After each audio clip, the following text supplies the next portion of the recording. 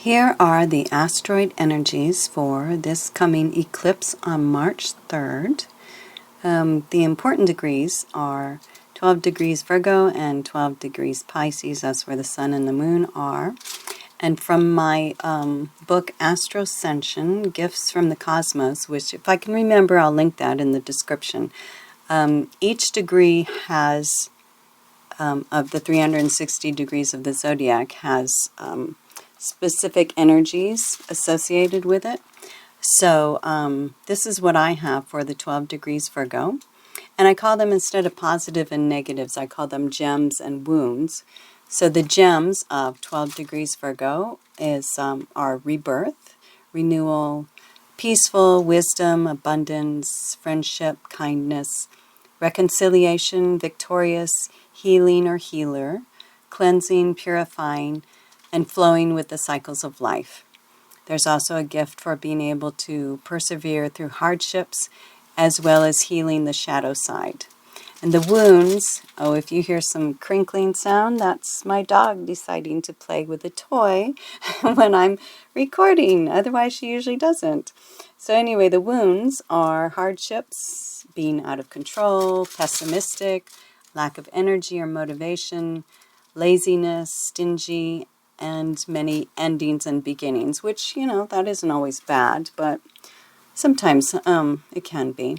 Now, 12 degrees Pisces, the gems are prosperous, helpful, supportive, service to others, transformational, alchemy, focused, grounded, abundance, and flowing with the cycles of life. The wounds can be codependency, crises, blunt, thoughtless, detached, antisocial, and critical. So there are going to be a lot of endings and completions in the Virgo part of your chart. If you don't know which house Virgo is in, there are plenty of free online resources where you can cast your natal chart and then see which house, which area of your life Virgo is going to have a lot of endings and beginnings, or maybe not a lot, but some. And Virgo rules health, just regular systems, daily routines, job, purifying. Again, we have that purification coming through. So again, watch what you think and focus on. We're needing to be our own anchor and lighthouse during these turbulent times. Now going on to the chart, South Node is conjunct the moon. So again, South Node, I've mentioned before, South Node is the past and what we're trying to leave behind. Virgo, since it's in Virgo, it may be telling us, well, it probably is telling us to let go of perfectionism and judgmentalism, which Virgo is associated with those. Pisces is the opposite sign, and that's where the North Node is. And that's asking us to be more compassionate to ourselves and others. Virgo wants to be perfect, and that's fine. There's nothing wrong with improving ourselves, perfecting our hobbies or goals or whatever, but it can lead to an imbalance, to perfectionism. And that, we expect ourselves and even others to be perfect. So that means we have to let go of judgmentalism and criticism. Virgo also happens to be caught up in being busy, doing.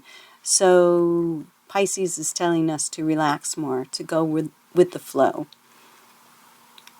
Now, conjunct the moon are Aya and, I'm not sure how to pronounce this one, Chiminigagua. Now, Chiminigagua is, it's like the spark of creation, and the moon is light in the dark. So this could represent, I think, hope, that there's light in the darkness. It can also represent revelations or, say, the truth coming to light. Aya is a goddess of dawn. So again, more light's coming in. Dawn is, it represents new beginnings and cycles. So maybe this is telling us that, even after the darkness of the night, there's always hope, always a new beginning. Now the moon is associated with the feminine, nurturing, and intuition. So I think this is calling on us to lean more into intuition and nurturing others within ourselves. It's a time to have a lot of self-care and learning to listen to our intuition more and more, relying on more of our discernment instead of what so-called authorities say is right or wrong. Now, conjunct the galactic center is the asteroid Huya. Huya is a rain god. So perhaps this could mean literal raining and flooding. Or there's a business term called rainmaker. It's someone who helps with growth and success. So I think maybe this, because the galactic center is really powerful energies. It magnifies what is around it. So I think this conjunction is telling us that we have a choice. If, say, there's more flooding and raining, maybe actual or metaphysically, then what can we make out of that? What do we make out of challenges and devastation? Can we turn them around and build something out of them? So it's our choice, really, and there's always the dawn of a new day. Conjunct Pluto is Iran. Pluto can be investigative, insightful, and really, really diving deep. It can also be linked to crime, so maybe more nefarious deeds of the parasitic class are going to come to light. I don't know. Pluto also brings in beginnings and endings. Again, we're touching on that. Seems to be a theme here. Iran brings in the energies of knowledge, which goes with Pluto's curiosity and research and diving deep. Iran is also responsible, optimistic, and straightforward. So what do we do with finding out something we really don't want to know? This is something we all have to contemplate. We do have choices in how we react and what we focus on. And Pluto is there with more energy of, it symbolizes the heights and depths of what we're capable of. So we can make something beautiful out of seemingly tragic things. Asteroid Niobe is conjunct Mars. Mars gives us that action and the will to get things done. Niobe is about transformation, but she can represent grief, especially over the loss of children, hubris, and the consequences of hubris. So perhaps this is telling us that no matter what we've done in the past, especially in relation to pride or ego, that we can transform. Mars is giving us its energies of, being able to do it and get it done and starting anew. Let's see. Asteroid Crantor is conjunct the North Node, and that's again what we're striving towards. Crantor's energies are sensitivity, expressiveness, nurturing, transformation, spiritual enlightenment, self-reflection, contemplation, wisdom, quest for knowledge. He's grounded in the physical, but also very spiritual. And that's what we need to do. As we're contemplating spiritual matters, we still need to be very grounded in our physicality. I believe we humans are the bridge between the earth and the heavens. Asteroid Pallas is conjunct the North Node and the Sun. Pallas is wise, creative, confident, brave. She's good at communication, loves learning, and seeing patterns and the larger picture. So it's time for us humans to start seeing the patterns of society.